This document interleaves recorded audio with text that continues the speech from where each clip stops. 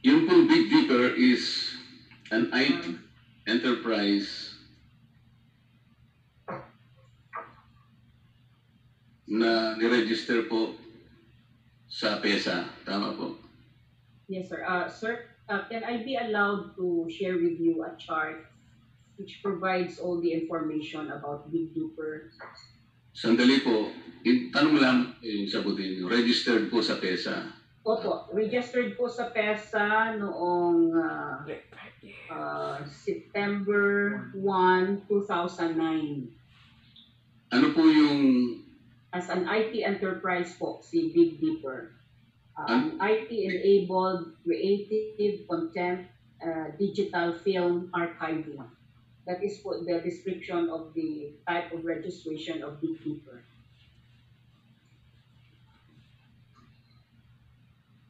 Madam, yung mga tanong lamang po sana, yung tanungin po ninyo, ang sagutin po ninyo. Yes po. Yes po. It was registered September 1, 2009. Ang tinatanong ko lang po kasi kung registered. Di ko po tinatanong kung kailan. Ano po. Okay. Yes, it is registered. Ano po yung mga requirements para ang isang kumpanya ay ma-register sa PESA?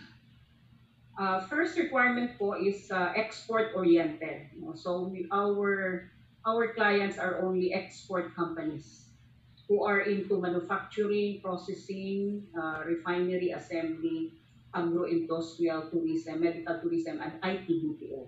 Ito po yung mga niregister ng PESA. Ano pa po? Yun lang po. Two clients of PESA is first is the EcoZone developer or operator. Ito po yung mga IT centers, IT parks at saka mga horizontal ecozones like agro-industrial and others. And our second client are the export-oriented companies. Kaya natin sila binibigyan ng incentive by way of tax dahil meron silang nako-contribute sa ating economy. Kanina po, tinanong kayo ng isang kasama namin, isa sa sinabi niyo ay yung employment generation because sabi po ninyo, they have created thousands of jobs. Sinabi po niyo kanina yun. Yes, sir. PESA companies in general po, sir. Right now, we have 408 economic zones and 4,564 companies and 1.6 million directly employed Filipinos. Magkakahirapan po tayo kung hindi tayo nagkakaintindihan. Yun lang po. Ms. Plaza, excuse me, no? Ms. Plaza, can you listen to the question first before you speak? Oo. Kung kayo sasagot, hindi ko tinatanong, please. Kasi putol-putol yung Just wait for the question before you answer, please. questions. Ilan pong mga trabaho ang na-create na ng Big Dipper?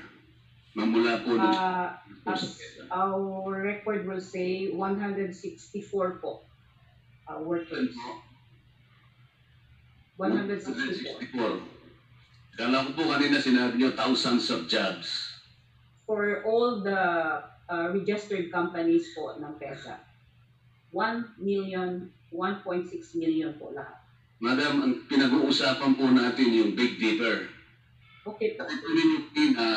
Kaya natin sila binibigyan ng tax incentives. Isa na po yung pagka-generate nila ng jobs. Sabi ko kanina, thousands of jobs po ang na-generate ng Big Dipper. Sir, hindi po,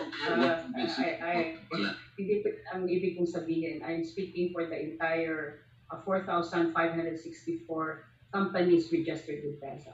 Yan nga po ang problema natin, Madam. Big Dipper lang ang pinag-uusapan natin.